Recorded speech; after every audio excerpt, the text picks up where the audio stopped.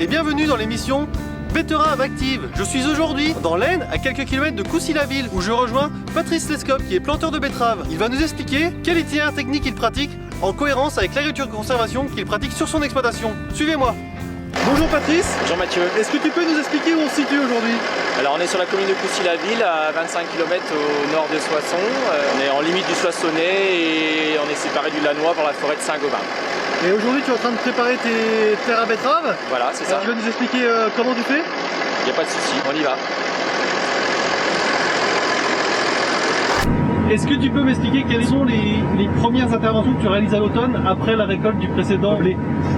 Alors suite à la moisson, il y a tout de suite épandage de fumure organique et dans la foulée, semis en direct dans les chaumes, un couvert végétal, un mélange de 5 ou 6 espèces en direct avec un semoir à dents artisanal, de roulage de Cambridge pour assurer une bonne levée. Et ensuite l'intervention suivante, je passe à un premier passage du strip-till à l'automne, au mois de septembre, en conditions bien ressuyées, pour faire une petite butte qui servira, que je reprendrai ensuite au printemps. Arrivé au printemps, comment tu prépares le semis? Alors les bandes donc sont reprises au printemps. Idéalement, je prépare en un seul passage, à 3-4 cm, et j'en profite pour incorporer du 18-46 en mélange dans la bande.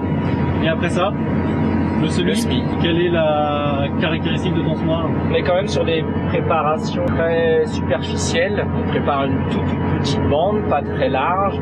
Généralement, on a beaucoup moins de terre fine que dans une préparation traditionnelle.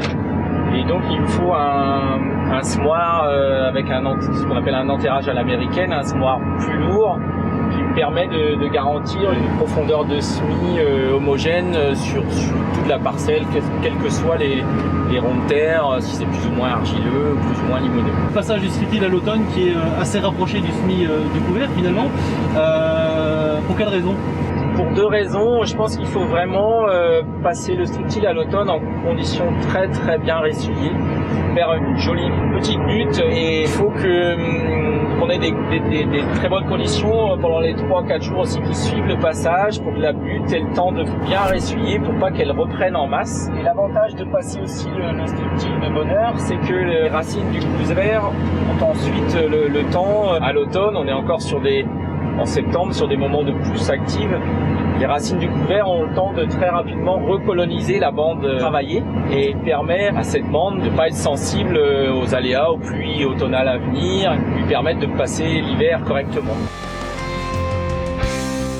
Après plusieurs années à avoir tâtonné, Patrice a semble-t-il enfin trouvé un itinéraire technique sécurisé pour l'implantation de ses betteraves en agriculture de conservation.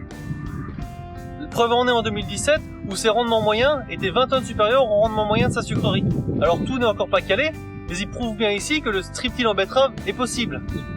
Nous le remercions pour toutes ces explications, et moi je vous retrouve bientôt pour un prochain épisode de Betterave Active.